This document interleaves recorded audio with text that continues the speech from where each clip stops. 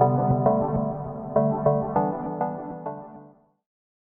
things that we could potentially take into consideration. So we want to kind of know that you've been trying to come to class and study.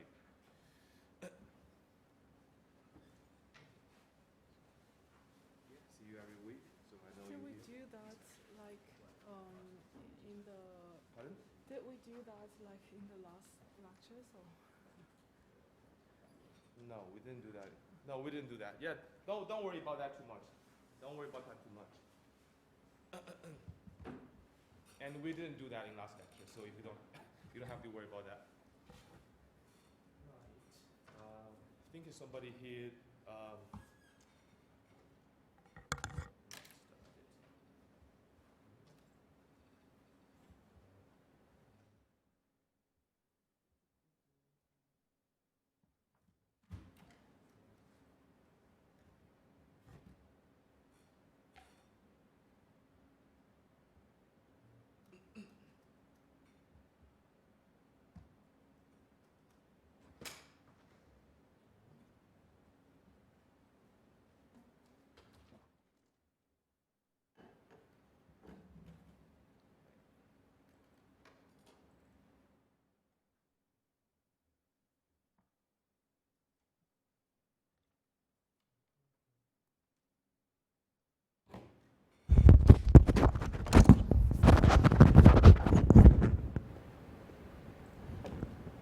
Right. Do USB. That should work. Okay. Two. Okay. All right. Hope everybody had a great weekend. So in week 9, we're going to slightly speed up the process, and then so that in week 10, Monday, we'll discuss something more interesting. And so last week, we talked about relational algebra, and we talked about why we care about relational algebra. It's because this is how the SQL engine views your query, and it will parse your SQL queries into relational algebra, and then it will try to break it into different steps, and then it will estimate a cost around it, and then it will try to find the best query execution plan. So today we're going to kind of wrap that up, do more explain, analyze examples, give you a sense of how to do query tuning in real life. And in the second part of the lecture, we're going to discuss concurrency control. So what we have been doing now is that we have been trying to improve the efficiency of queries from the perspective of a single user. So that's the efficiency part of database. And what is beautiful about PostgreSQL compared to other databases is that it allows many users to use it in the same time. And when you are using it, it is as if you're the only user. So that's called isolation in the ACID properties. So that's a super advantage of PostgreSQL we'll discuss very soon. But this is basically the workflow we have been looking at in the past week. The query comes in, so we are writing the SQL queries, and then this is kind of the black box. We don't really have to tune, but we need to understand what is going on in here. They parse our query into a set of relational algebra expressions, and then they'll try to rearrange these expressions and then find the query execution plan that gives the approximately lowest cost.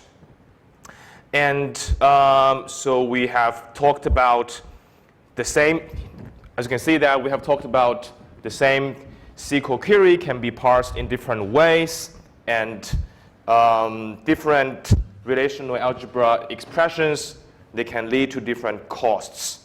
So basically, the main idea is that we want to apply filtering as soon as possible. So these are two execution plans: join first, filter later, versus filter first, join later. So always filter first. It will always try to filter as many tuples as possible from the perspective of the SQL engine. So this is the filter first execution plan. And so the way, so we have talked about these relational algebra operators. So SQL engine will look at your select and where and from as relational algebra operators. But these operators are actually implemented in C. So each operator has a different type of implementation. And today we're going to briefly talk about how do we implement different kinds of join. Yeah? Will the filter first join later? If, for example, the second table you're joining with is very small. It's very small, right? 2 or 3 elements in it. Mm-hmm. Wouldn't it be better 2 or 3 elements. Yeah. Okay. It's like class type or something. So Mm-hmm. wouldn't it be, I guess, better to first join so that in the sequential filtering would be much less time? Like if the first table was very large, the second was very small. Yeah, that's a brilliant question, which exactly brings us where we are today, here. So when I said always filter first is kind of like a general advice, so without really considering the size of the tables. So in practice, we have like those giant tables, and most likely we want to join first. But in your specific case, we have one giant table, let's say like 1 million rows, and then the second table is like 3 rows. And then, of course, you can take advantage of that small size when it comes to join. So that is essentially kind of the same philosophy we want SQL engine is trying to apply to optimize our queries. So it will look at it will take consideration of that size when coming up a plan, when coming up with a plan, and it will compute the cost around it, and then it will actually it will actually discover that maybe join is faster in this scenario. And joins are not always implemented the same, as we'll see later. Like when we are trying to teach you joins from the very beginning, we told you can imagine we have a nested for loop. We can imagine we're looping through all of the tuples in the first table, and then we're looping through the tuples from the second table, and then we try to see whether those joining attributes match. That's a very inefficient way of doing a join. So we have all kinds of implementations for different relational algebra operators, and today we're going to talk about different kinds of joins. And so to motivate that, first we can pretend we're now in a technical interview. So this is the kind of interview you'll get when you're trying to apply for an entry-level job. Like maybe this is the first question or second question where the interviewer is trying to get a hand of how you solve questions. Do you really understand the algorithm, and do you understand time complexity? So this could be like one of the easiest questions. Like you have 2 lists of integers, one integer 1, 2, 3, 4, 5, or it could be 3, 100, 1,000. 1 million. So you can have like 2 lists of integers, no constraints at this point, and we're asking you to find the common elements in those lists. So can you guys think about, let me just hide this for a moment. Can you guys design an algorithm to do that? Like basically find common integers in 2 lists. How would you do it? If I am an interviewer, I'm asking you, write an algorithm in Python or whatever. So design an algorithm. You don't have to write the actual code. Find me the common integers in those 2 lists. So can you design some algorithms?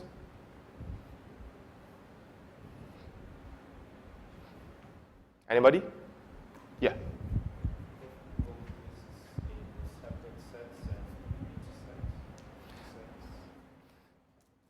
Yes, like you can put them in sets and intersect the sets, but how would you actually implement the intersection? Like, the same value would hash the same.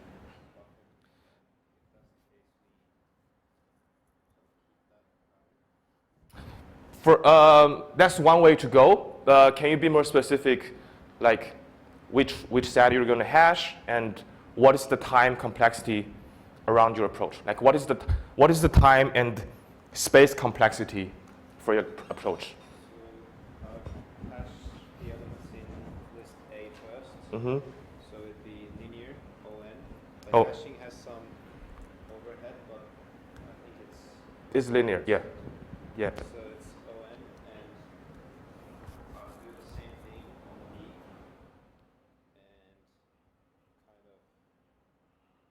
like if two hash values match, then I put that into like list C. Mm-hmm. Say that's a common element. Okay. So basically, your approach is you're hashing both lists. So basically, we got A and B. We got A and we got B. We're hashing both lists. And then which list should we go through? Since you got both two hash tables now. Do we go through the first list or do we go through the second list? So whichever is shorter. So basically here, we can assume that list A is longer and list B is shorter. So in your approach, you're going to go through list B.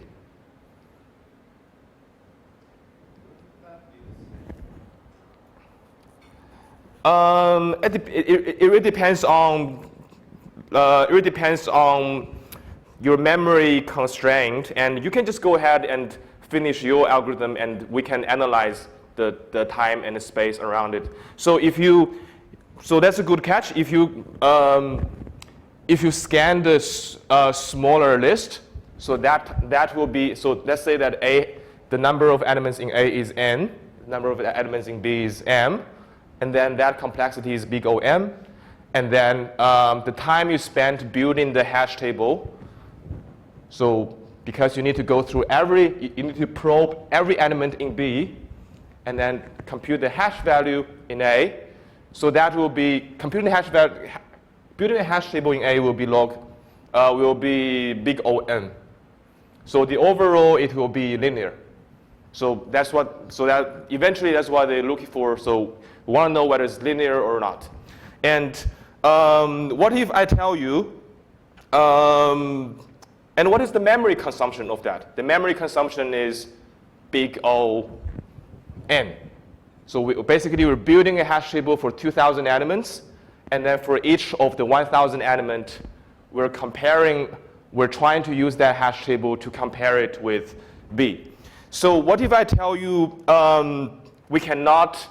we need to implement a algorithm where the memory consumption, the actual memory consumption is constant, like we cannot store anything. So that could be, so what if you cannot store anything? That's the loop, and why?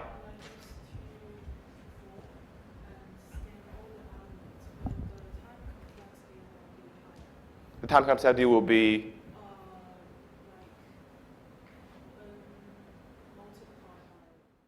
yeah, the time complexity will be m multiplied by m, and then the reason why it now is slower is because we impose that we don't want to, we only allow extra constant memory, which is big O and which is big O1.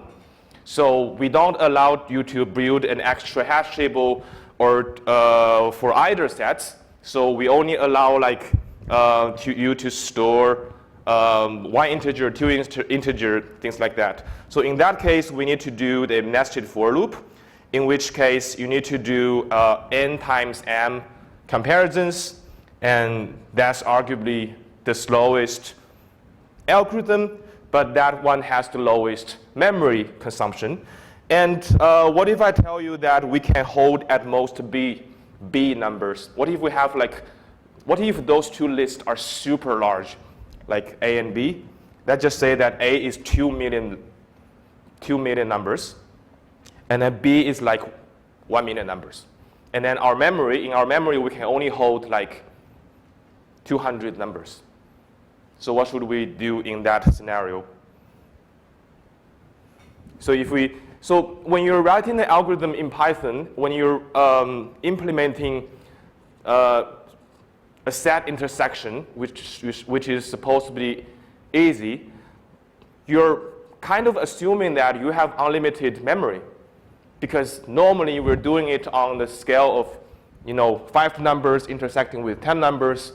Our computer can handle that. But what if this is like what if the memory we have only allows us to hold like 100 numbers? So what should we do? Pardon?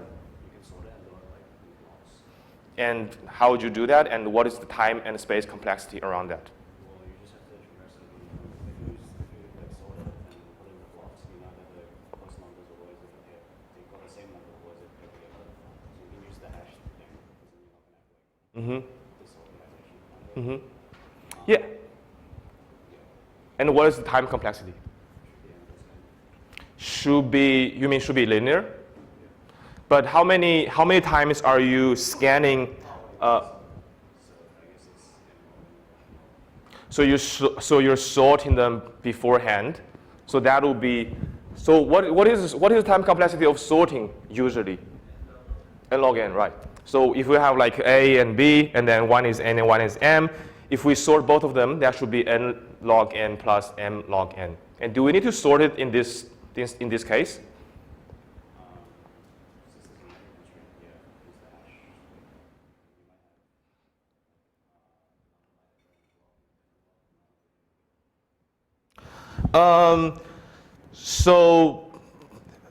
So sorting actually usually takes longer than linear time, right? Because N log n is usually longer than big O N.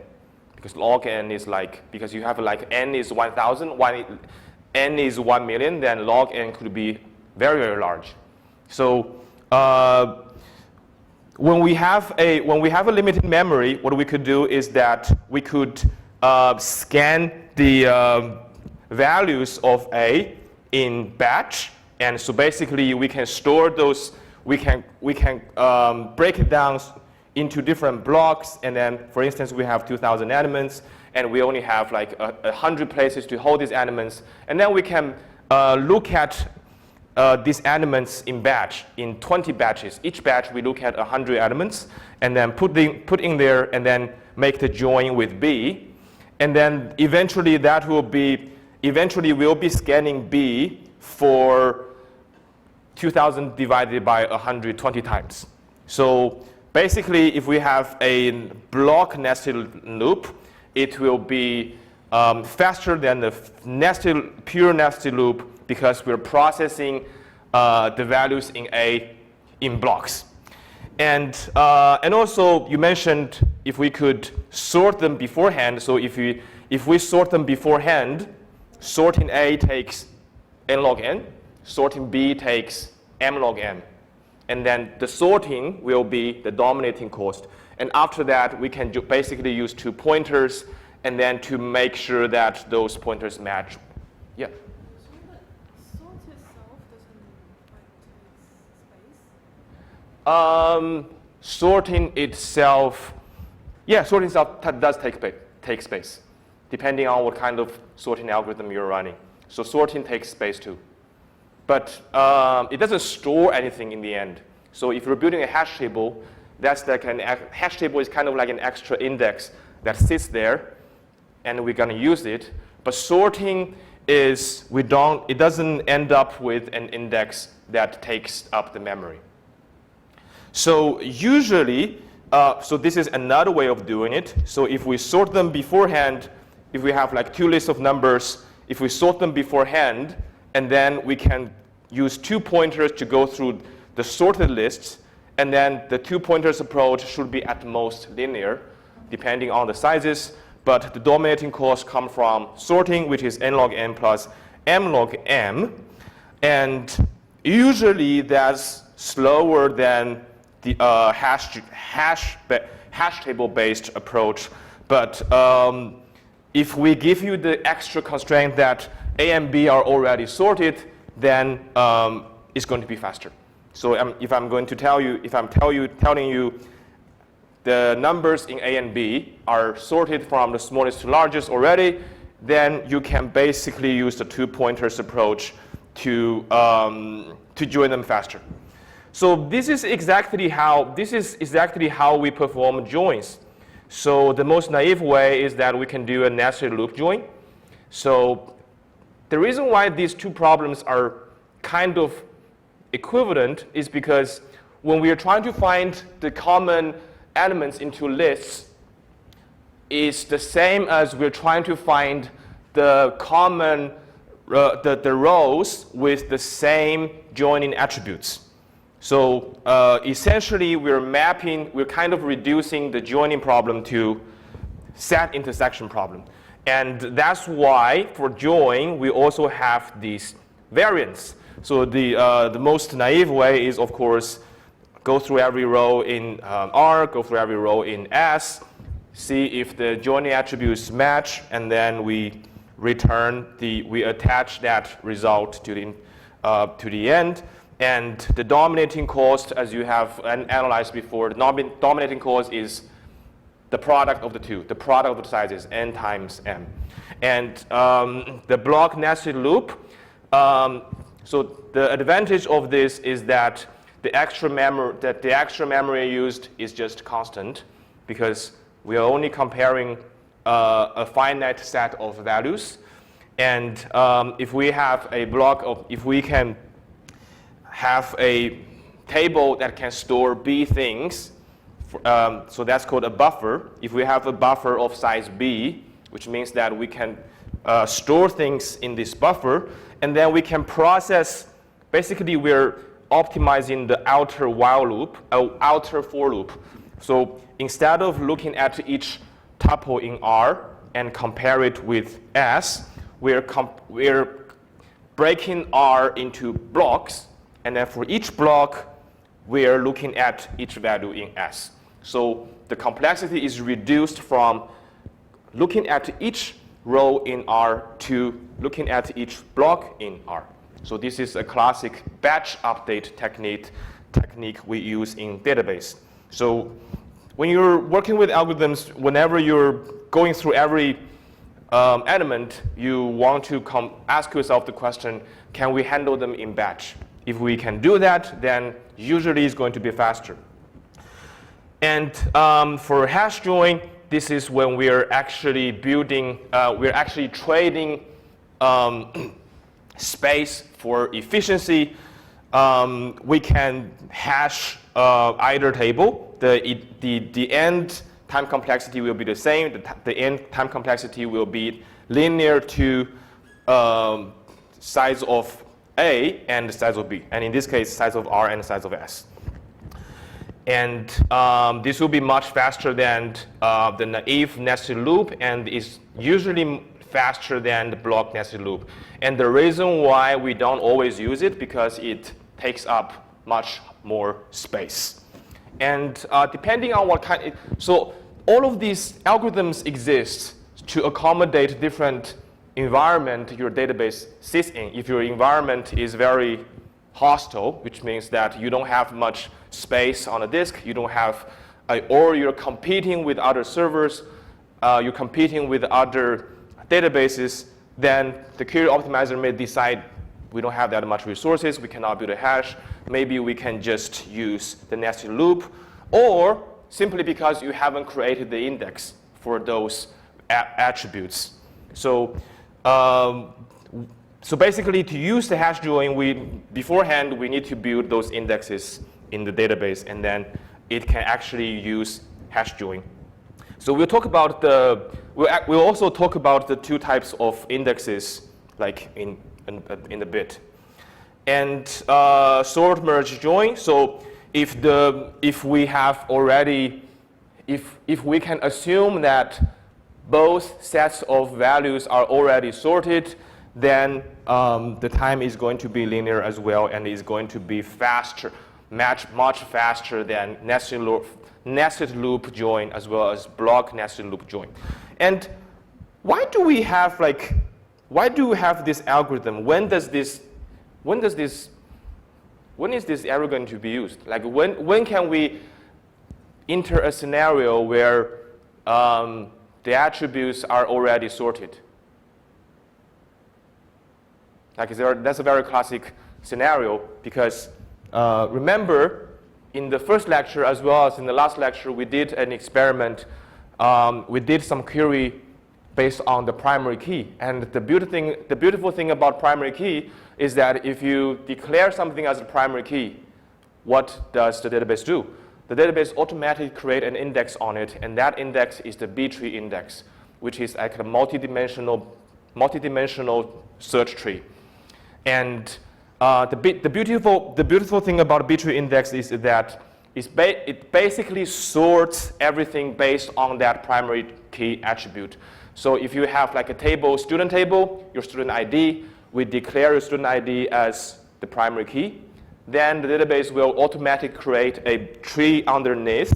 So basically, it automatically sorts all of the tuples based on student ID. And then on the other table, we have a course enrollment table, and maybe student ID is a foreign key here, and then maybe course ID is another foreign key, and then the course enrollment table, the primary key is the combination of student ID as well as course ID, and then in that sense, because we have defined that set of attribute as primary key, they will also build another B-tree index underneath. So we have a B-tree index here, and we have a B-tree index here. And whenever we try to join those two tables, based on, and what we're going to do, we're going to use the foreign key student ID references the student's ID table. And when we're joining those two tables again, guess what? The student ID is already sorted on both tables. So that's beautiful because ID is sorted in the student table. Student ID is kind of sorted in the course enrollment table. And in that case, we can just go ahead and use sort merge join. Because both values are sorted in both tables, they can basically use two pointers and to find the matching student ID, which is going to be a lot faster than nested for loop. So this is why we have a sort merge join, because we have a lot of B-tree indexes created for primary keys, and a lot of values are actually already sorted on a database. So in practice, usually we don't have to spend the extra sorting time complexity here, because this is often used when things are pre-sorted, like in the primary key scenarios. And so this is like a thought experiment where we have like, we're saying that we have 2,000 pages, 1,000 pages, and the buffer can hold 50 values, and we need to calculate the cost associated with each approach. Well, the nested loop, we just compute. But this is how the query optimizer thinks. So you're asking it to perform a join, and then it will kind of, so these will be the options that it looks at. It's kind of like right now the large language model can pick what skills it uses. So like way before that, SQL engine can pick which join they use based on what they have. So if they don't have anything, they will have to use nested for loop. If those two attributes are primary key attributes, they can go ahead and you do the sort merge join. And if we don't have much resources on disk, we need to rely on buffers, then they will do a block nested loop. And if space is not an issue, they'll just build a hash table and then match the hash table so that we can actually trade space for efficiency. So so for nested for loop, the dominating cost is here. So whenever you encounter into like a technical interview or whatever, or you're writing an academic paper, you always look for a dominating cost. Like for nested for loop, you don't really have to worry about the extra 2,000 here, because 2,000 is nothing compared to 2 million. We always look for the dominating cost. So dominating cost comes from pairwise comparison, and that's like 2 million comparisons, because 2,000 times 1,000. And then, pardon? Why you should add the 2,000? So 2000 is the, I think is an overhead from aggregating the results. So each of these algorithms has an overhead, and we only need to look at the, we only look at the dominating cost. So the same thing with block nested loop and the hash join. We all have the overhead here, and then for hash join, scanning list A is no longer an overhead because now becomes a dominating cost. So we cannot get rid of that anymore. So now for hash join, we're building the hash table in linear time for one set, and then we're using that hash table to scan the other list, which is linear time to the size of the other table. So eventually the complexity is linear to the sum of two tables. And for sort, you don't have, so for sort, realistically in practice, we only need to really consider the linear part of the algorithm because we can safely assume that things are pre-sorted. Otherwise, there's no point using, there's usually no point using sort merge join. Because sort merge join mostly applies when we are joining two tables on the primary keys, and then primary keys are already sorted because PostgreSQL made B-tree index on those primary keys. And so that's how, so based on, so when the SQL engine estimates the cost, it really depends on a lot of things. It depends on what operation you use. It depends on the size of the relations, and it also depends on whether you have already built an index for it. So I think we have seen this. So before we were looking at we were only looking at them as relational algebra operators. So basically, we were saying that we want to join R and S first, and then we want to join the result to T, and then in the end, we want to project that into a column or a set of columns. So remember in the last class when we were analyzing these intermediate results, we didn't really think about how these relational algebra operators are implemented. So we didn't really think about the time complexity associated with each step. We were only looking at the intermediate result size. But in practice, the efficiency is determined by all these things, determined by the time spent on each step as well as the size of the intermediate result. Okay. And we have already seen how do we analyze the query execution plan.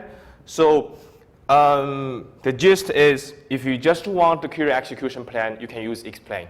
If you want the plan as well as the final runtime breakdown, then you want to use explain analyze.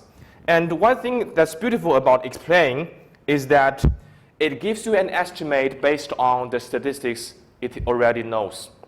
So the notorious query that database and managers run on the database, especially a huge database, is count the number of something, count the number of likes, count the number of students who have taken 3311. So the counting query is very, very slow for a lot of reasons. And the first reason, based on what we have discussed in these two lectures, is that if you want to count something, you need to kind of look at the totality of the table. And then you are forced to access each of them. And then that will be a giant piece of time spent on a count query. And another reason we will discuss in the next week, which is because multi-version concurrency control. They also have hidden rows in those tables, which makes count queries very, very slow. So the good thing about explain is that it gives you an estimate. So whenever you want to, so let's say you want to find the number of, you want to compare the number of likes for Justin Bieber and LeBron James. So like, I can't really, like if you're comparing the number of likes between LeBron James and maybe a not so famous politician, I can kind of assume that LeBron James have more likes. But if you want to compare Justin Bieber and LeBron James, then we really need to run the query. And run the query is very slow because that invokes the Justin Bieber effect because it you need to scan the whole table, and in practice that's like billions of rows. And the good thing about explain is that explain gives you a rough estimate based on the statistics it stores in the database. So in practice, when they want to run analysis like that, they don't even bother running the actual query. They just do explain, select number of likes from where something equals Justin Bieber, explain, select number of likes from where name matches LeBron James, and then they just look at those two statistics estimated. They just look at those two estimated numbers, and then they'll arrive at conclusion without running the actual query. So this is how PostgreSQL view your query execution plan. It will actually build a query evaluation tree. So we read this tree in a pre-order traversal manner. So basically, here we're joining the tables. So first we're joining R with S, and then we're joining the result with T. And then in the end, we're projecting to, in the end, we're applying some filtering, and then we're projecting to the column A. So this is how the pre-order traversal looks like. So first we do this part, and then the result we join with T, and then we apply the selection, and in the end we apply projection. So the query execution plan you see in explain is actually a pre-order traversal of this query evaluation tree. So sometimes it looks kind of messy. It has like a lot of levels, and to actually read that, you need to read it from innermost loop to the outermost loop, because this is a pre-order traversal. So let me look at some. I think we have some time to do some examples. Let me see if we have done this already. So here, this is an example of selecting our indexed attribute. If it's an index attribute, then it will use an index scan.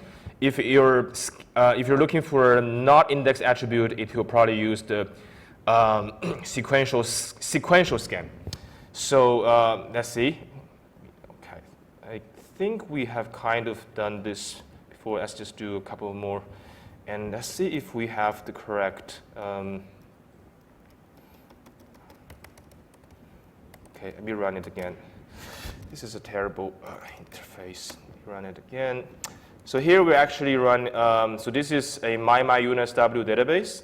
So this is actually what we used previously in the assignments, but not in this term. So this is a kind of like a giant database compared to those toy databases in some examples. So let me see. We have a pretty good. We have a lot of tables in here. Let me make this smaller. Okay. Okay, we have like all these tables, and hopefully that's enough for our demonstration. So let me look at the students table. I think we have kind of touched this before. So students table, but I think we can't emphasize this too much. So when we look at a table, we look at whether it is special about a specific attribute. And here we say that, hey, ID is a primary key. And then you can see that because it's a primary key, they have built a B-tree index for it. And then for status and other attributes, they don't bother doing that. But you can build your own index, actually. So if you're, so if you're running a query where it involves a primary key, it will use an index, and so explain only gives you the plan. So index condition is that, and then it will use the index to scan your constraint. So it will use the B-tree index to scan your constraint, which is much faster than sequential scan. And if you do explain analyze, it will actually run the query, and it will also give you a time breakdown. And the beautiful thing about explain analyze is that if you run it multiple times, it gets faster every time because it actually stores the query plan in DB. So first time, the planning took 0.1 milliseconds, and execution time took 0.15 milliseconds. If you run it again, it will likely be faster. You see, the execution time takes much shorter than before because the same query we have asked SQL to explain twice. So SQL is not stupid. If you ask it to do it repeatedly, it will optimize that workflow, and it will basically store the previously asked query execution plan. It will basically catch it, and then if you analyze it again, it will use that query execution plan and then run the query. So basically, it saves from thinking about it again. So that's something you will notice a lot of times. And this is what happens when we are trying to run a query based on a not indexed attribute. So origin is not indexed. So let's look at people table. People table, we got ID and ZID, and origin. Obviously, origin is not something super important, so they didn't build an index for it. And if there's no index, and you need to match the rows where origin is 13. I'm not sure what 13 means. 13 could be Nigerian, could be Chinese, could be Australian, and whatever. If you're doing it on a non-indexed attribute, it will be forced to do a sequential scan. And if you do that twice, it will likely be faster the second time. And let me look at some more interesting examples and wrap it up. So let's see what happens if we want to select the maximum ID from people. So ID is, we have an index for it. So most likely it will use the index. It will use the index only scan, and then it will find that for us. Let's see. Let's see how we can create our own index. So that's something that is also worth talking about. So let's create this table first. So all of these code are available in the path that is specified in the slides. So let's look at this test performance table. So that's test performance table. It has only one attribute has a index built on it, which is the primary key index, and which is ID, and the value name category we haven't built any index for it. So if you try to run a query by filtering on a attribute that we haven't built an index on, what it does is that is forced to do a sequential scan as we have expected, and it says that we need to remove this many rows based on the filter. So basically, we only need like one row, so it filters the majority of the rows, and so this will be super slow. So this is like 3 milliseconds. But if you build an index on value, so whenever you say create index on something, by default it creates a B-tree index for it. And there are two important indexes we could create. Like 90% of times, B-tree index is something that we want. And sometimes we also create a hash index. And the difference is that B-tree index is the most versatile index because everything in B-tree index is sorted. It supports range query. It also supports equality query. So if you have like student ID and then we build a B-tree index for it, we can efficiently answer the question like, find me the student with ID Z521685, and then it will kind of use a algorithm like binary search, and then it will efficiently find that data for us. And it is also great for range queries because everything is sorted.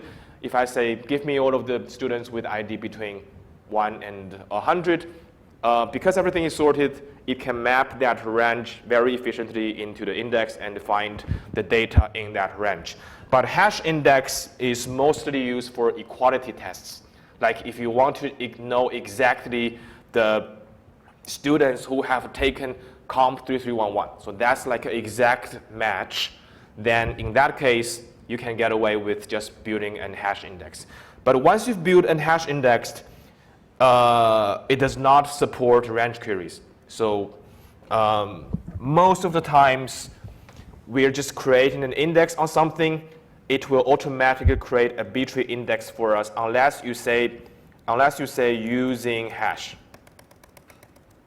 So that's have we created it? So if we create that, okay, create index, and note that we didn't specify what index we have created. So let's just see what index it creates for us. Okay, it also creates a B-tree index. You see, we didn't specify anything. By default, the behavior is that we create a B-tree index.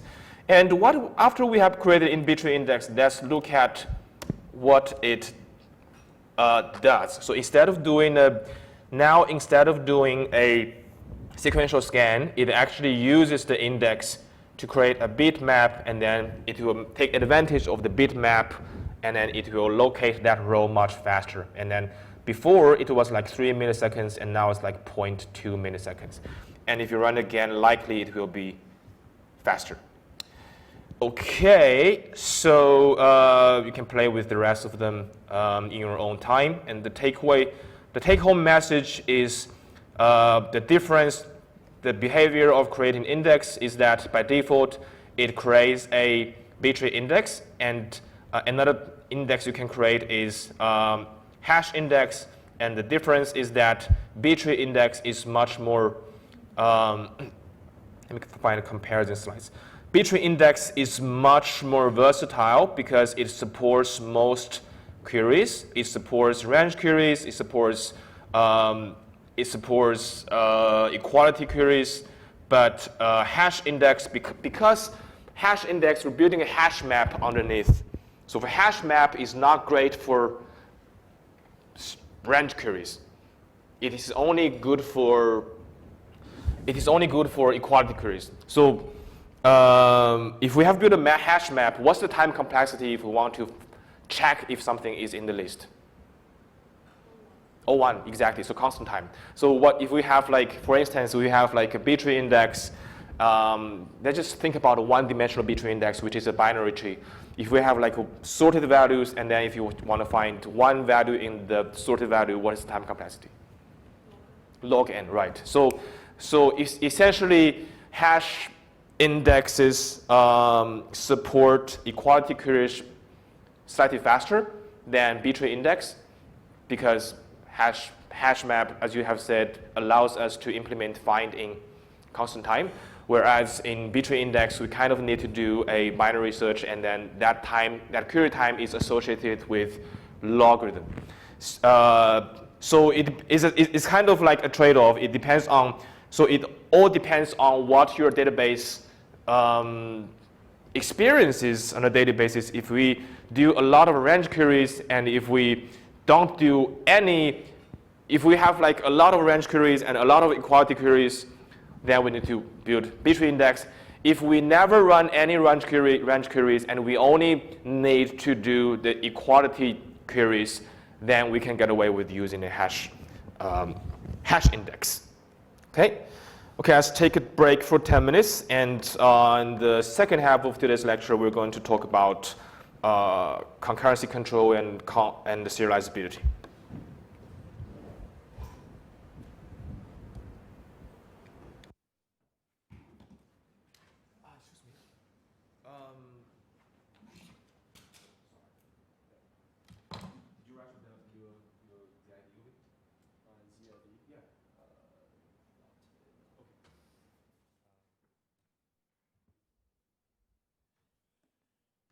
So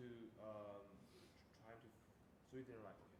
So for people who came late, you can put your ZID over here so I can kind of keep track, who's been coming to class, and then I can consider that in the end. Thank you so much. You didn't. Yeah, anywhere.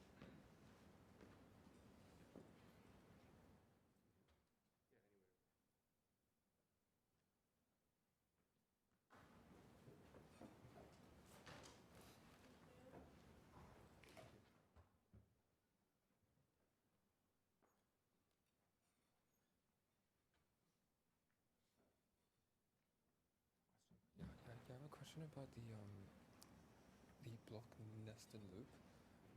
How is it faster or like more efficient than just a regular nested loop? Because we still have to like compare all the elements, right? Like I don't understand why it's faster. Have you done it? Have you? Oh, Yeah, yes. okay. It's because we're kind of batch processing those.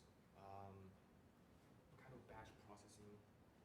So instead of probing each element in the outer loop, we're building a. We're storing them in a block, and then for that block we can go through all of the.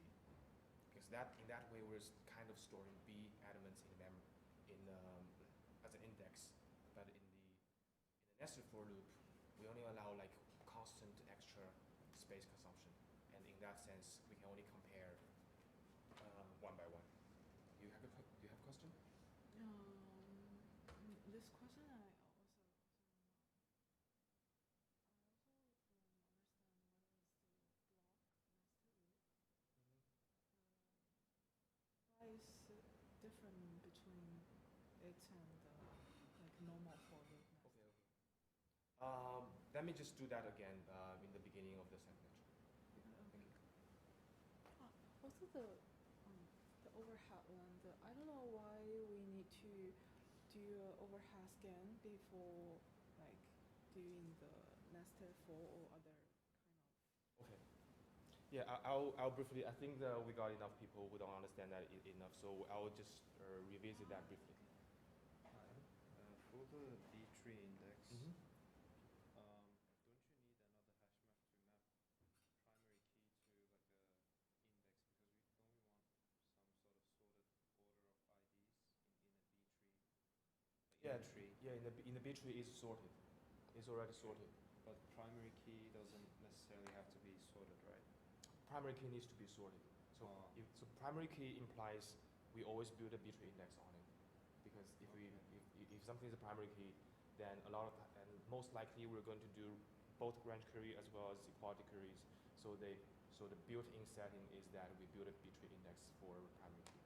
Okay, it's always sorted. So primary key. Yeah, so primary key is always sorted. sorted. Tree. Yeah.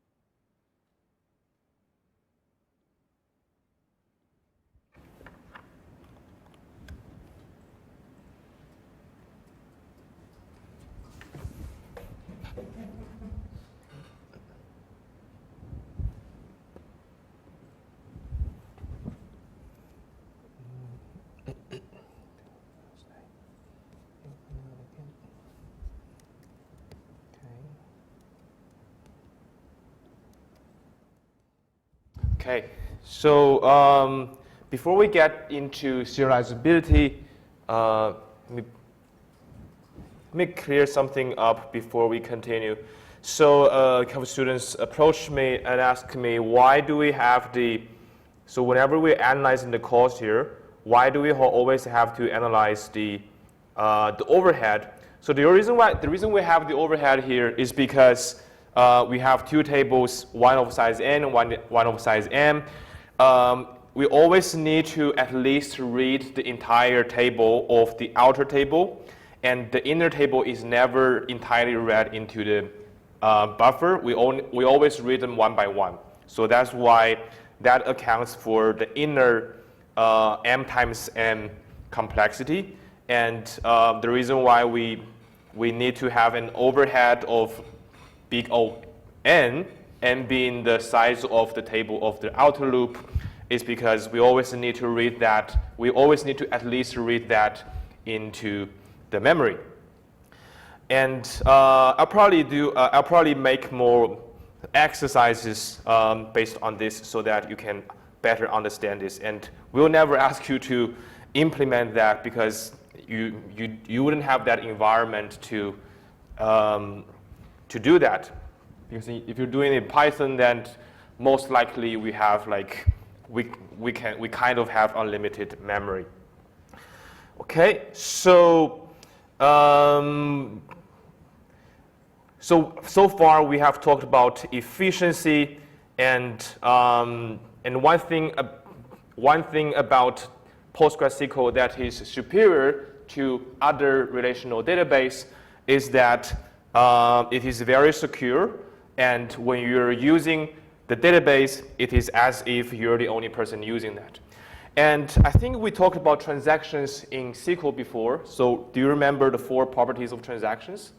So what are the 4 properties in transactions? We talked about a transaction being atomic, a transaction needs to be consistent, a transaction needs to be isolated, and transaction needs to be durable. So those 2 properties are the building blocks of are something you kind of need to remember. So atomic means that or nothing. So you either commit the whole transaction or you abort it. You cannot allow the transaction to be committed partially.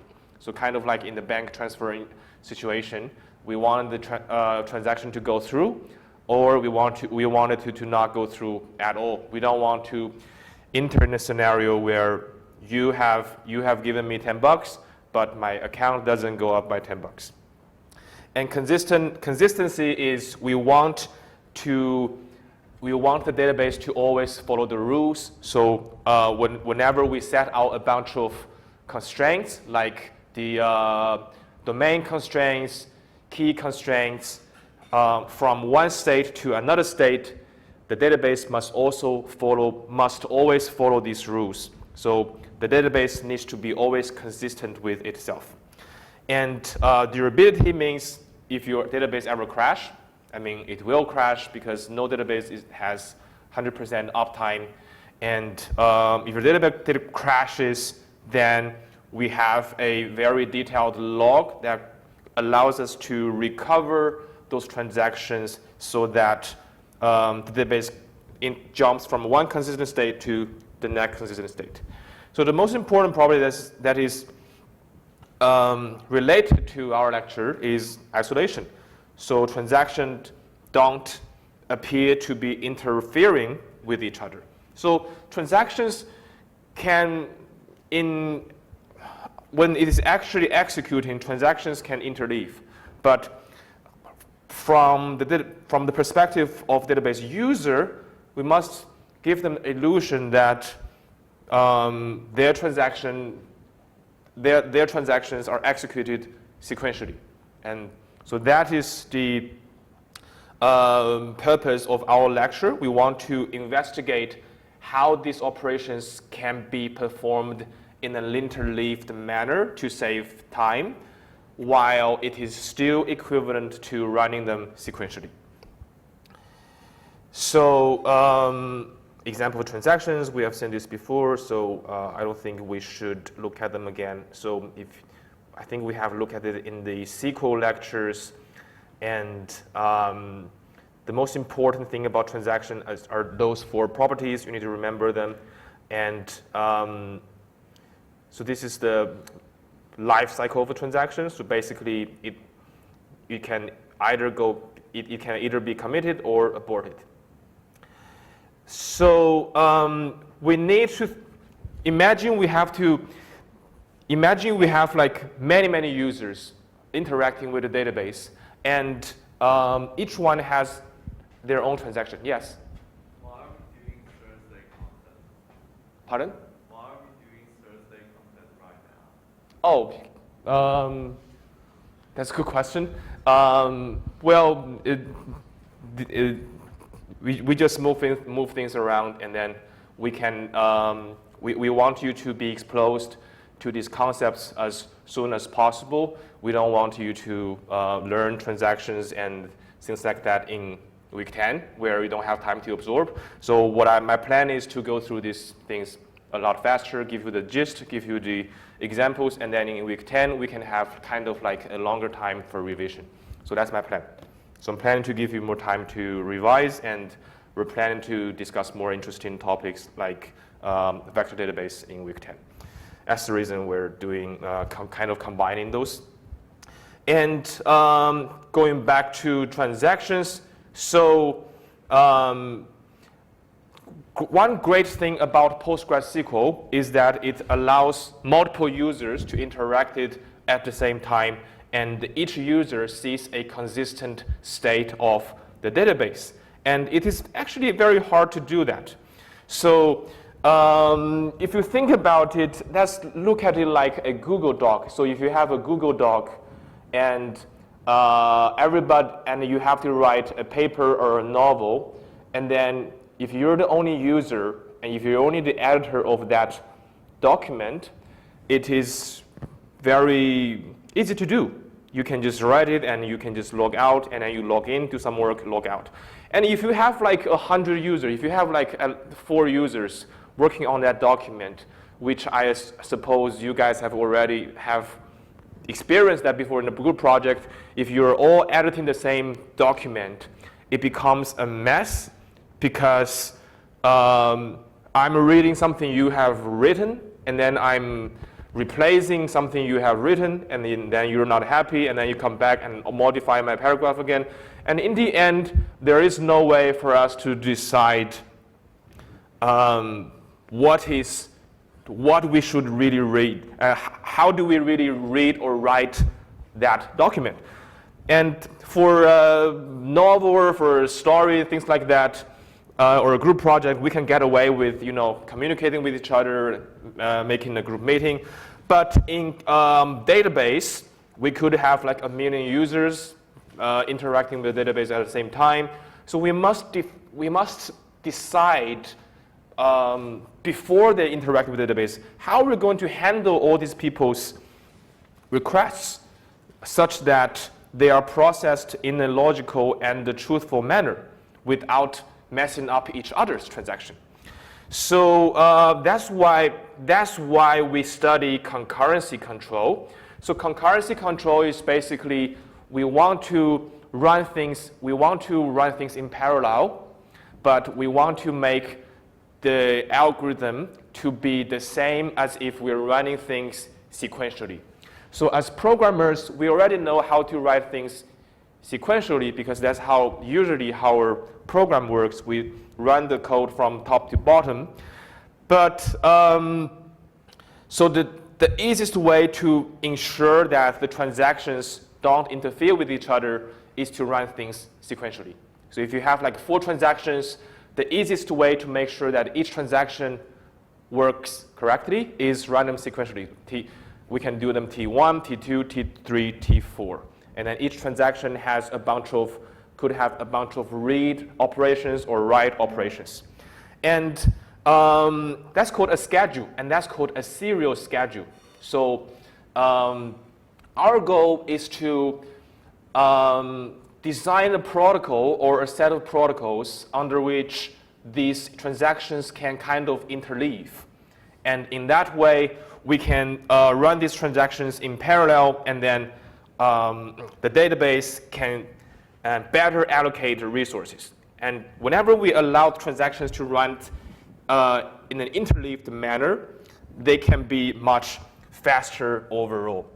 So this is kind of a representation of a schedule. So we have T1, T2, T3, T4. Each T is a transaction, and each transaction has a bunch of operations, read or write operations. And in read and write, we also specify the data items it reads or writes. So X could be a specific page on disk, and Y could be another specific page on disk. And we only distinguish between read and write, and we don't really get into the details of what did this transaction really do. So maybe the same write, you write WX, write on X. Maybe somebody just added it a semicolon, or maybe they changed the whole page. But we don't distinguish between them. We just talk about them in terms of read and writes for simplicity. So we don't really get into details of what they read and what they wrote. We just know this is a read operation, this is a write operation. And a transaction, within the transaction, the order of the operations cannot change. So otherwise, it's a different transaction. So basically, so T1 could be your interaction with the bank. So first, you read your bank balance, and then we write it to our bank balance. We say that we add $10, and then we read another person's bank balance, and then we write to his or her page. So, but if you change the things around, it is viewed as a different transaction. So a transaction is defined by its operations as well as the order of the operations. So if you have so those two, the first schedule and the second schedule, they're just different scheduling of two transactions. And in the second schedule, T1, it is still the same transaction because we're doing the same operations in the same order. So if we're doing the data operations in the same order, then it is the same transaction. And if we're performing the same transactions, so now we're looking at 2, we could have 3 or 4. If we're doing the same transactions, but we're arranging those data operations differently, then each different arrangement is called a schedule. And these two are two different schedules, and both of them are serial schedules, which means that we are allowing all operations in one transaction to finish before we do the operations in another transaction. So basically, in the first schedule, we are doing T1 first, let it do its thing, and then we do T2. And then in the second schedule, we're saying, hey, T1, wait for a bit. We're doing everything in T2 here. And then when it's finished, we do everything in T1. So you can consider the horizontal dimension to be time. So in the first timestamp, we do this operation. The second timestamp, we do this operation. And after we're done with T1, we do T2. And in here, we do T2 first, and then we do T1. So these are serial schedules, and the serial schedules are something that we want to mimic. So serial schedule, we want our interleaved schedule to have the same effectiveness or result on the database as some version of the serial schedule. So, which means that T1 and then T2 will leave the database in one state. But if we perform T2, then T1, it will leave the database in a different state, right? Because if we change the order of the transactions, the database could be in different states. And our job is to find a interleaved schedule that is equivalent to some serial schedule. And that concept is called serializability. So this is a serial schedule, and these are some concurrent schedules. So basically, from the first timestamp to the last timestamp in this time window, we have two transactions doing its thing in parallel. So first we read something in X. We ask the first transaction to read something in X, write something. We don't know what he wrote. And then we stop here, and we wait for T2 to read something from X, and then T1 will read something from Y, and then T2 will write something on X, and in the end, the first transaction will write something on Y again. So this is a concurrent schedule, and when we allow transactions to run concurrently, it will be much faster. But the issue with concurrent schedule is that we're allowing them to access the same set of data items, and they're reading the same thing, and what is worse is that they could be writing on the same thing. So when they're writing on the same thing, that's where things get messy. So if I'm writing, so let's say that you're about to read X, but before you read X, I come in here and I change the value of X, and then you're reading something entirely different. And then that may affect your following calculations, and then your transaction is basically a completely different computation. So what we want to do is that concurrent schedules are messy, they're fast, and serial schedules are tidy, but they're slow. What we want to do is that we want to find some concurrent schedules that are equivalent to one of those serial schedules, so that it has the same effectiveness as the serial schedule, but it is faster. So that's the whole point of serializability. So basically, if a schedule is serializable, which means a schedule is serializable means that it is equivalent to a certain serial schedule with the same final state. So let's just say that if I have proved that the first schedule over here is equivalent to this serial schedule over here, then I can say that this concurrent schedule is serializable. So serializable schedules are what we need to find. So before that, we need to define two types of serializabilities: conflict serializability as well as view serializability. And after that, we'll discuss how can we really check whether something is conflict serializable or view serializable. And before we do any of that, let me show you a nice Venn diagram so that you can understand the big picture. Made this Venn diagram very recently. So this is a Venn diagram. Okay. So here, this is the outermost oval is all schedules, so any kind of schedule. And here, we are interested in the serializable schedules. So some schedules are not serializable, and we don't consider them. And within serializable schedules, there are view serializable schedules, and there are conflict serializable schedules. So basically, it would be great if we can really check whether a schedule is serializable or not very fast. However, it is not very easy to check that. And how do we get around it? In computer science, a lot of times when we have a very hard problem, we settle for the conservative test, or we settle for the approximate solution. And in this case, we're settling for the conservative test. So we're making the constraints more demanding so that we can check it more easily.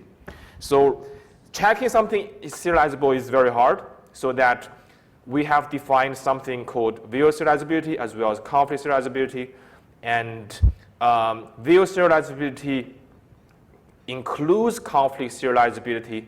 And then if something is conflict serializable, it must implies that it is also view serializable, and it is also serializable in general. So in practice, we don't really need to check whether a schedule is in this blue oval or is in the yellow oval. What we do is that we directly go to conflict serializable oval, and then we just check whether it is conflict serializable. As you can see that if something is conflict serializable, it means that it is serializable, right? Because it is a conservative test. But if it's not conflict serializable, what do we know about it? We don't know nothing about it, because if it's not conflict serializable, it could still be serializable. It's just that we haven't found an equivalent schedule, or it could well be not serializable at all. But in those cases, we don't consider them because this is a conservative test. We are only interested in when the test is positive. So given a schedule, what we can do is that we could test whether it is view serializable, and we could test whether it is conflict serializable. And when either of those tests return a positive result, it means that it is a serializable schedule, and we're happy, which means that this is equivalent to certain arrangement of T1, T2, T3 running in a serial manner, and it has the same effect. It leaves the database in the same final state, but it is much faster. So we're happy. But if those tests return negative, then we don't know much about the schedule. Yeah. So between conflict serializable and a serial schedule, is there another step that has to take place, or does conflict serializable automatically mean that's a serial schedule? Oh, very interesting. So good question. So I forgot to talk about the pink oval in here. So pink focal is the gold standard, serial schedules. So if something is already serial schedule, then of course it is conflict serializable as well as view serializable, because being serializable means that you're equivalent to some serial schedule. But if you're already a serial schedule, then you're equivalent to yourself. So basically, whenever we're given a schedule, if it is serial, then we can spot it by looking at it, right? Because we're looking at, perform T1 first, perform T2 first, perform T3 first, and then perform T4. So serial schedules are something we want our concurrent schedules to have the same effectiveness. So we're usually given a non-serial schedule, and we want to check whether it is serializable. So we're given a very massive schedule, and we want to check whether it is equivalent to certain serial schedules. So a serial schedule is something that we want to preserve the effectiveness. So basically, view serializability and conflict serializability are two conservative tests, and conflict serializability is slightly more strict, and view serializability is slightly more lenient. And whenever we have a more strict test, it means that it's easier to check. And for view serializability, it allows more schedules to be view serializable. So view serializability is harder to check.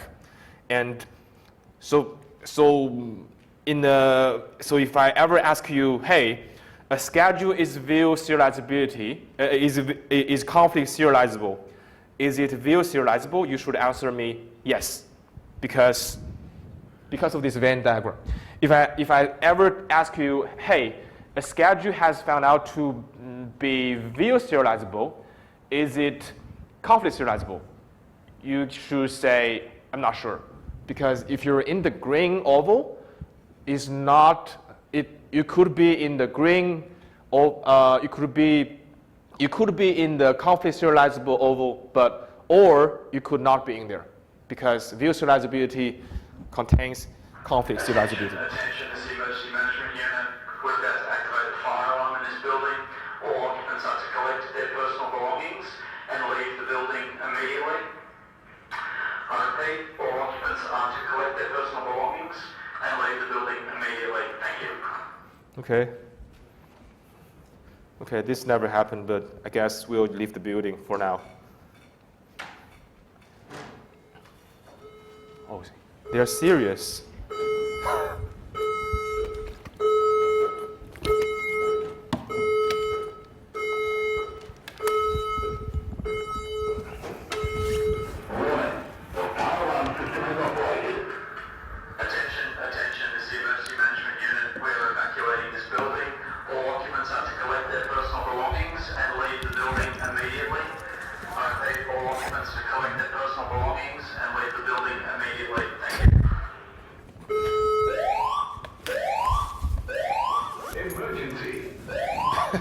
Yeah.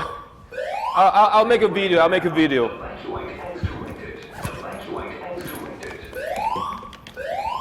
Oh my God. Thank you so much. I'll make a video. Don't worry about it. Evacuate now. Evacuate as directed. Evacuate as directed. Emergency. Evacuate now. Evacuate as directed. Evacuate as directed. Attention, attention, this is the emergency management unit. Please make sure you've collected your personal belongings and leave the building immediately. Thank you. Evacuate as directed. Evacuate as directed. Emergency. Evacuate now. Evacuate as directed. Evacuate as directed. Emergency. Evacuate now. Evacuate as directed. Evacuate as directed. Emergency. Evacuate now. Evacuate as directed. Evacuate as directed. Emergency. Evacuate now. Evacuate as directed. Evacuate as directed. Emergency. Evacuate now. Evacuate as directed. Attention, attention, this is the emergency management unit. All occupants are to collect their personal belongings and leave the building immediately. I repeat, collect your personal belongings, leave the building immediately. Thank you. Evacuate as directed. Emergency. Evacuate now. Evacuate as directed. Evacuate as directed. Emergency. Evacuate now. Evacuate as directed. Evacuate as directed. Emergency. Evacuate now. Evacuate as directed. Evacuate as directed. Emergency. Evacuate now. Evacuate as directed. Evacuate as directed. Emergency. Evacuate now. Evacuate as directed. Evacuate as directed. Emergency. Evacuate now. Evacuate as directed. Evacuate as directed. Emergency. Evacuate now. Evacuate as directed. Evacuate as directed. Emergency. Evacuate now. Evacuate as directed. Evacuate as directed. Emergency. Evacuate now. Evacuate as directed. Evacuate as directed. Emergency. Evacuate now. Evacuate as directed. Evacuate as directed. Emergency. Evacuate now. Evacuate as directed. Evacuate as directed. Emergency. Evacuate now. Evacuate as directed. Evacuate as directed. Emergency. Evacuate now. Evacuate as directed. Evacuate as directed. Emergency. Evacuate now. Evacuate as directed. Evacuate as directed. Emergency. Evacuate now. Evacuate as directed. Evacuate as directed. Emergency. Evacuate now. Evacuate as directed. Evacuate as directed.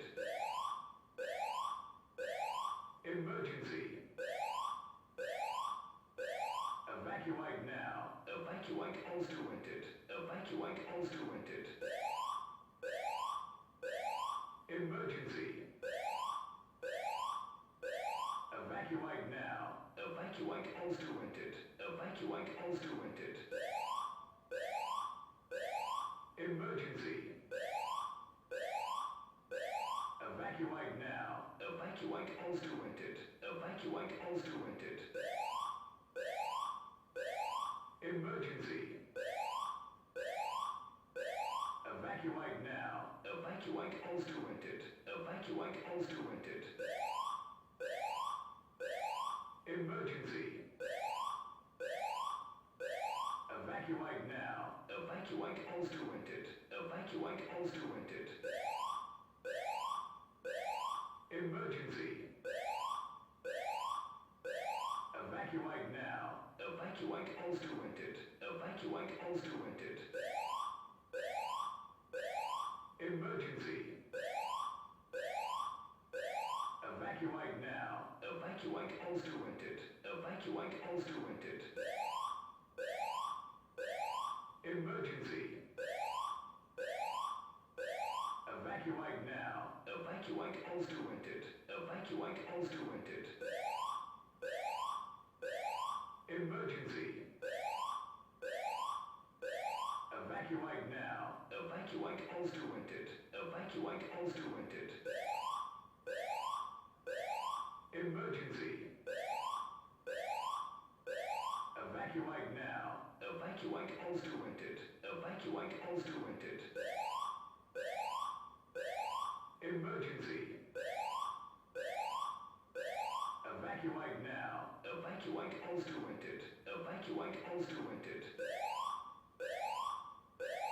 Emergency. Evacuate now. Evacuate as directed. Evacuate as directed. Emergency. Evacuate now. Evacuate as directed. Evacuate as directed. Emergency. Evacuate now. Evacuate as directed. Evacuate as directed. Emergency. Evacuate now. Evacuate as directed. Evacuate as directed. Emergency. Evacuate now. Evacuate as directed. Evacuate as directed. Emergency. Evacuate now. Evacuate as directed. Evacuate as directed. Emergency. Evacuate now. Evacuate as directed. Evacuate as directed. Emergency. Evacuate now. Evacuate as directed. Evacuate as directed. Emergency. Evacuate now. Evacuate as directed. Evacuate as directed. Emergency. Evacuate now. Evacuate as directed. Evacuate as directed. Emergency. Evacuate now. Evacuate as directed. Evacuate as directed. Emergency. Evacuate now. Evacuate as directed. Evacuate as directed. Emergency. Evacuate now. Evacuate as directed. Evacuate as directed. Emergency. Evacuate now. Evacuate as directed. Evacuate as directed. Emergency. Evacuate now. Evacuate as directed. Evacuate as directed.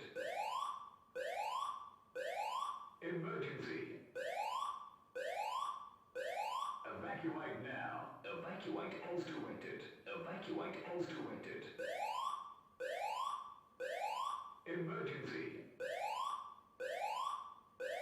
Evacuate now. Evacuate as directed. Evacuate as directed.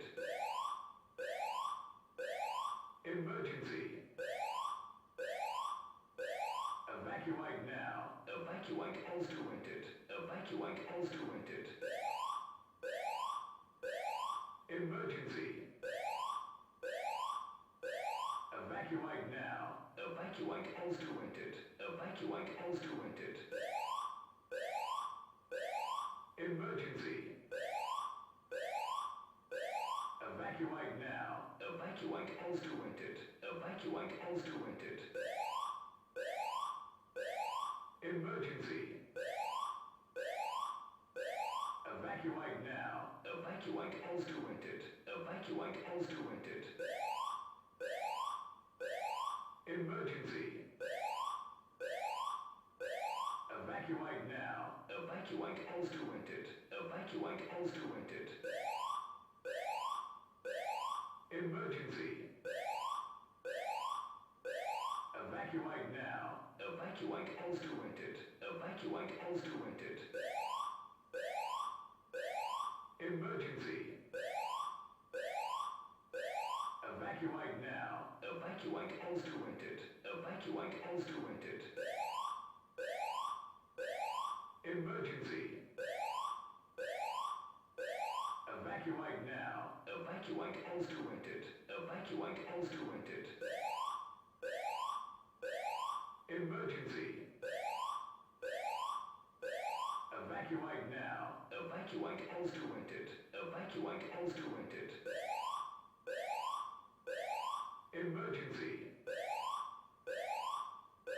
Evacuate now. Evacuate as directed. Evacuate as directed. Emergency. Evacuate now. Evacuate as directed. Evacuate as directed. Emergency. Evacuate now. Evacuate as directed. Evacuate as directed. Emergency.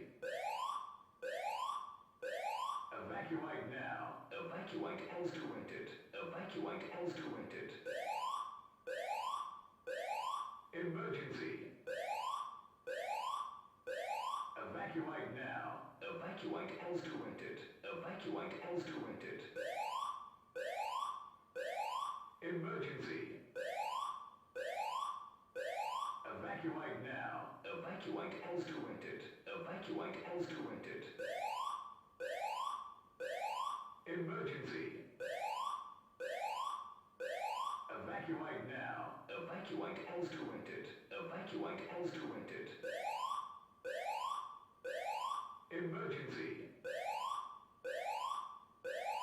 Evacuate now. Evacuate as directed.